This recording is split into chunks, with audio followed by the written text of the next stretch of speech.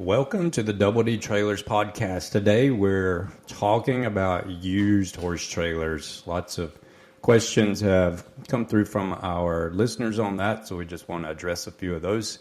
The first one, what should I look for when buying a horse trailer? Red flags, conditions, etc. So certainly nothing wrong with purchasing a used trailer. If it's an older model that's maybe 20 years old, and if it's built of aluminum with an aluminum chassis, the biggest thing I think you'll definitely want to inspect the welds for cracks and breakage, just because that can be an issue. So make sure that the structure is fine on that. Another thing would be the flooring. If it's an aluminum floor, I traded for one out of Georgia several years ago.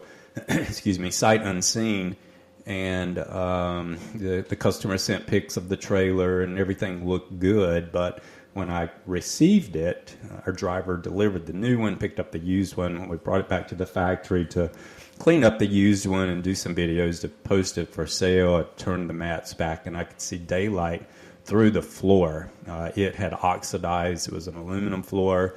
Customer had not maintained it. They had not pulled the mats out, allowed everything to dry, and I had a very expensive and time-consuming process to try to get a new solid floor in there that would support. So look for those things.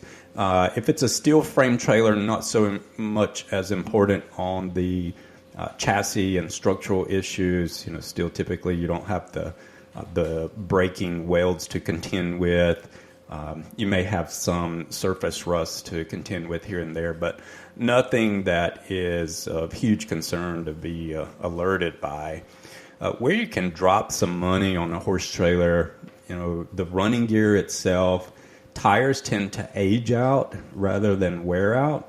And so a lot of folks, I would do the same thing. I go up to a trailer, I look at it, I'm like, oh man, these tires look great. They still have all the tread on them, but if that tire is over 5 years old, and you can look at the date code on the side of the tire, we have some information on our website on how to find that or to decipher the code, but you can just look it up on Google. It'll show you the images, and you can figure out exactly when the tire was made.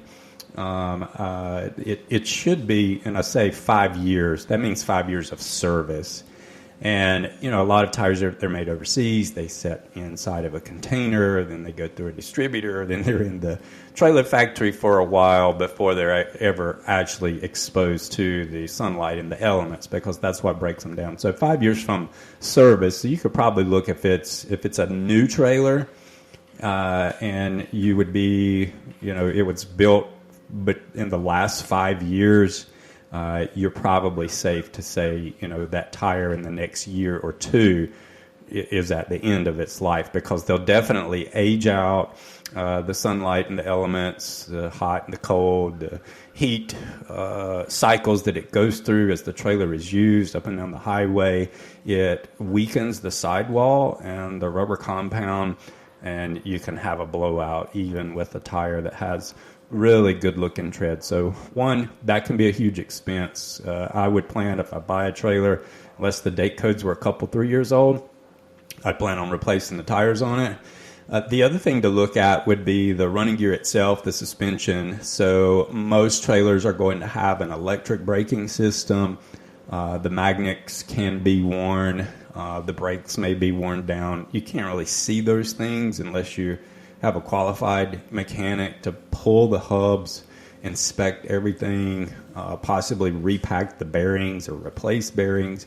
So you can drop, hundreds of dollars as well, if not even more, on the running gear, lights. So, bottom line, if I were purchasing a used trailer and it was several years old,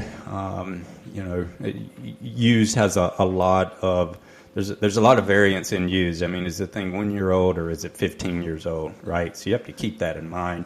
The older the thing is, just remember, what we as humans produce in this world, it all deteriorates. So the wiring, the connectors, the moisture from the atmosphere, it can affect all of that. The rubber gaskets dry rot around the windows, the trim sealants fall off. So the older it is, I think just be prepared the more that you may have to spend on that. But for sure, check out the structure, the chassis. If it's an aluminum floor, check out the flooring. If it's a trailer with a wood floor, pull those mats back and just make sure that everything's cool and your horse is not going to fall through. You know, there's some benefits of buying a used trailer. There's a lot of popularity now. We're seeing an uptick in folks doing the DIY, the do-it-yourselfing, where you're upgrading your own trailer and trying to paint and retrofit and just do things to bring an older trailer back to life. Certainly nothing wrong with that. Then you know exactly what you have. So if it works for you and you don't mind the project and you don't mind spending the money, you could probably save a few dollars on a used trailer for sure. Another question we have is, how do I know what size trailer to get for my horses? And that can be a big thing. I mean, if you buy the trailer and the horse doesn't fit, that is definitely a no bueno for sure, right? So if it's a straight load, most trailers are going to have a 10-foot stall. And keep in mind, that's 10 feet, 120 inches. That's from the outside of the back door to the center of the divider wall. So you really don't have that much space where the horse stands. It's kind of like the square footage of your home. They're going to measure that from an exterior dimension. But once you jump inside of a bedroom, you've got the thickness of the walls and the insulation and the studs. Horse trailers are the same way. You've got all the bracing of the back door, plus the butt bar, the thickness of the pad. So it really ends up about approximately 9 feet on most trailers in the lengthwise. And if you have a horse that's probably 16.2 range and under, I think most straight loads, kind of the standard run-of-the-mill out of the factory floor dimensions, would work for that. If you start getting more than 16.2, up into the 17.1 warm bloods, what have you, or a cross draft, which is really wide, you'll definitely want to pay attention to the dimensions of your horse. I mean, heck, put a measuring tape on it. I've done it many times. Measure chest to butt to make sure that your guy can stand in between the butt and chest bar, and then measure chest to nose to make sure that they have ample headroom. If it's a slant load, it becomes a little more challenging because you can't really just go in and pull the tape on the stall from front to rear or nose to butt and determine, because often it depends on the width of the stall, how much space the horse has to angle himself, because there are different dimensions in there. If you look on our website, we have look on the Double D Trailer site, you can go to the customization builder tool. So if you're looking at a 2-horse bumper pull, I would go to that tool. And our site does a really good job of explaining what dimension stalls will work for specific size horses. And you can click on each of those options. It will show you a floor plan as well as the dimensions of those and what size a horse will fit. So great resource. It's a free tool, and feel free to play with it, submit some build outs. But it could definitely help you when trying to determine, hey, my friend has a Sundowner brand 3-horse slant bumper pull. I have a 17-hand warm blood. Is he or she going to fit in my friend's trailer? And you can look up on our tool and then go measure your friend's stall and determine if that would, if he or she would fit. Another client asked, so where is the best place to buy a used horse trailer? I mean, if you go to Google or whatever your favorite search engine is these days and type in horse trailers for sale or horse trailers for sale online or used horse trailers, probably the top 10 will be listing sites. And a listing site is simply that. It's a platform where if you as an individual wanted to sell your trailer, you can do that. You just list it for sale with all the details and criteria. Most dealers have the inventory listed on their website, but there's so many tools today to where the trailers are listed on multiple listing websites as well. And, my favorite's probably Horse Trailer World. Dave and those guys have been around probably since the late 90s, early 2000s. They're one of the first that have done that. No plug for Horse Trailer World. I don't get any money for saying that, but I know the guy that started it and the developer, and it's a really good platform. We've worked with those guys for years. But Horse Trailer Trader, usedhorsetrailers.com. We have a forum, FORUM, Horse Trailer Forum. It's actually through Facebook, but a lot of clients will post their used trailers there, particularly our brand. And other places to look, you can certainly check out Facebook Marketplace, but then it becomes, you have to be aware of theft and scams, and there's just a lot involved. So regardless of who you purchase from, you just want to make sure that it's reputable. If you're buying from a dealer, that's a little bit easier because you're paying the dealer and they've got the title to it. If you're buying from an individual, it does come down to a bit of trust. Do I trust this person to send them some money to hold the trailer and that type thing? So just be aware. There are a lot of scams, some of them very, very creative and easy to fall for some of that. Remember, if it sounds too good to be true, it is. You do get what you pay for. If someone is advertising a 2018 Brand X that sells for $70,000 new, and they're going to sell it online for $30,000 or $25,000, and you're like, oh, that's a deal. I gotta get it.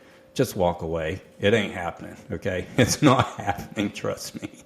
So be aware of that. Another question is, how about financing? Can I get financing for a used trailer?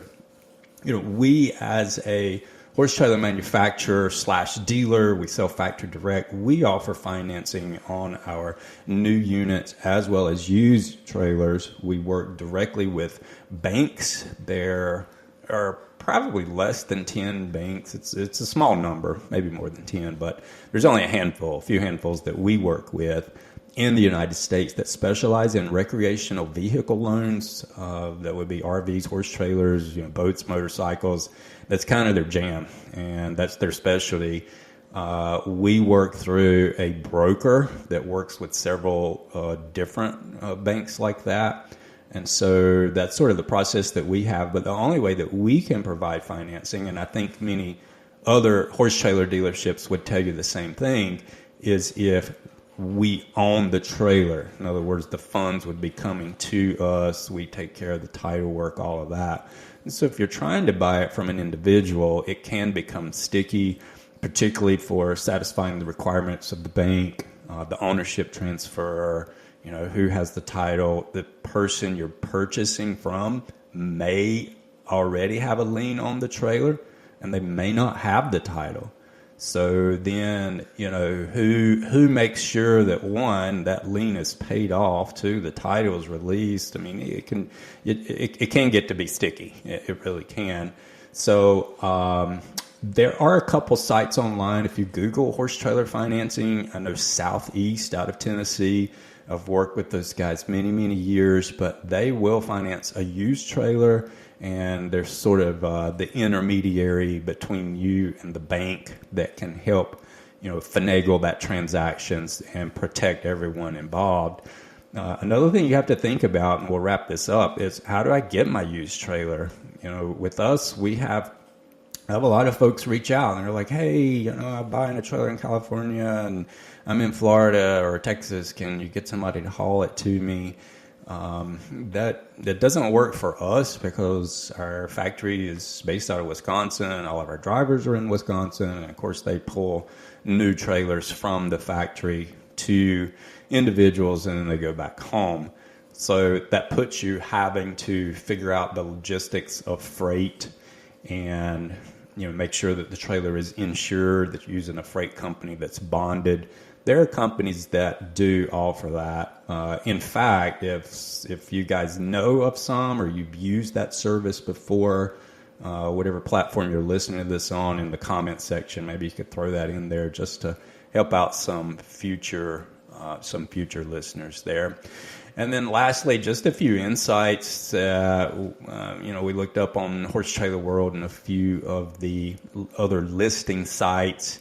Our brand in particular, used trailers, they're very rare. Most folks will actually reach out to us, and we'll post it on our site, and we'll help them get it sold. And they just go so quickly. So if you find one of those and it works for you, definitely snatch it up. But more common brands for used, you would see Featherlite, Cimarron, Lakota, Platinum, Sundowner, Bloomer. It's a very fractured market, so there's a lot of choices there. So do your homework. Bumper pulls probably start out around 10 grand for used. Goosenecks, you can pick one up 25 to 30,000. Living quarters, I didn't talk about living quarters when I was mentioning used trailers. In fact, it slipped my mind, but living quarters you can find used from 50 up to 180,000. But we talked about the suspension, the running gear, the tires, the structure, things like that. If it is a living quarter, then that's another step. I would recommend taking the thing to an RV dealer, because the components inside of a horse trailer and the RV industry, they're all interchangeable. We all buy from the same, hot water heater suppliers, refrigerator suppliers, awning suppliers. It's the same governing agency. It's called RVIA, which is Recreational Vehicle Industrial Association. So it's the same agency that governs horse trailer living quarters as well as RVs or campers. And you'll just want to make sure that whatever you're purchasing, that it does have some sort of certification. If it's not RVIA, there's a couple more out there. It'll have the sticker on there. One's just as good as the other. There's no difference. But and all the major brands today, they're going to have that certification, so you don't even have to worry about it. But I'm telling you, on a used living quarters, be careful. You can drop some money. We see issues, from 5 years up. That's typically when things start to break and wear out. A lot of it boils down to use, how often it's used. If the trailer sits for a while, that's bad. It's actually really bad. The burners on the refrigerator, they'll get dust on them. The thing won't light. Boards go bad just from sitting, from the moisture. Maybe the hot water heater won't light. I see a lot of roof mount air conditioners. So the way those function, you have a rubber gasket on the top of the roof, and you have a gasket on the bottom of the roof and a bolt, and you tighten them up, and it sort of sandwiches that gasket on the roof itself. And guess what? It's rubber. So as time progresses, the elements, the hot, the cold, the sunlight, what have you, that rubber gasket is going to deteriorate. Then you can start to get water in on top of the ceiling. Most living quarters have a drop ceiling in there, so you can get water inside. Maybe some water damage or mold or mildew you have to contend with. So if you do buy a used living quarter trailer, even though everything may function on it, I would for sure get it serviced. I would ask to have that roof gasket changed, because that can make a mess, obviously, if water starts leaking. The other things, if the hot water doesn't function, the cooktop doesn't light, the refrigerator's messed up, yeah, you can drop some bucks, but none of those things are going to be, earth-shattering that causes a significant amount of damage to your trailer.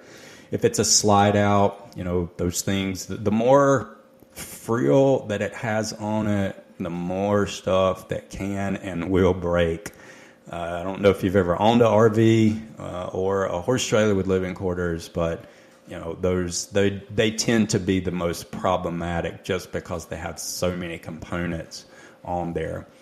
So work with an RV company, let them pressure test all the lines, make sure everything's good, and you should be good to go. Thanks for listening. Any questions, pop them over to us. We would love to help.